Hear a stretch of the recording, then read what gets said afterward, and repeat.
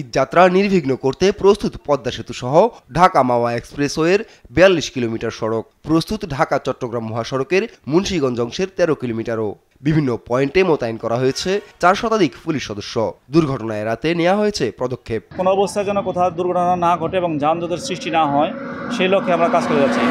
সেক্ষেত্রে রাত্রেবেলা যেন চুরি ডাকাতি ছিনতাই ঘটনা না ঘটে, সেই বিষয়টাকে মাথায় রেখে আমরা কাজ করছি। আমরা নিয়মিতভাবে একদম ২৪ ঘন্টা ঈদের রাত পর্যন্ত আমরা এই ব্যাপক কার্যক্রম গ্রহণ করব। যারা চালক ভাইরা আছেন তাদেরকে আমরা দৃষ্টি আকর্ষণ করব যেন তারা বেপরোয়া গতিতে গাড়ি না চালায়। এবার ভোগান্তি কমাতে বাড়তি যানবাহন থাকলেও কয়েকটি স্থানে যানজটের শঙ্কা করছেন চালকরা। খুলনা যাই, খুলনাতে আবার সায়দাবাদ যাই, রাস্তায় কোনো সমস্যা নাই ইনশাল্লাহ।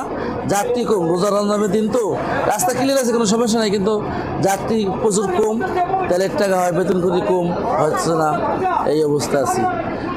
না সামনে হবে না, কিন্তু ২-২ দিন হবে। এখন কোনো ক্লিয়ার, যাইতেও ক্লিয়ার, আসতেও ক্লিয়ার, কোনো সমস্যা নাই ইনশাল্লাহ। আমার ওই কোনো যানজটের আশঙ্কা বলতে যে ব্রিজে তো এক সাইড খুলে রাখে, এক সাইড বন্ধ করে দিয়ে দেয়। পুলিশ বলছে যানজট এড়িয়ে ঈদযাত্রা নির্বিঘ্ন করতে সচেষ্ট আইনশৃঙ্খলা বাহিনী। জনসাধারণ নির্বিঘ্নে এবং নিরাপদে তাদের গন্তব্যে পৌঁছতে পারে, সেজন্য জেলা পুলিশের পক্ষ থেকে সর্বোচ্চ সংখ্যক পুলিশ সদস্য মোতায়েন করা হচ্ছে।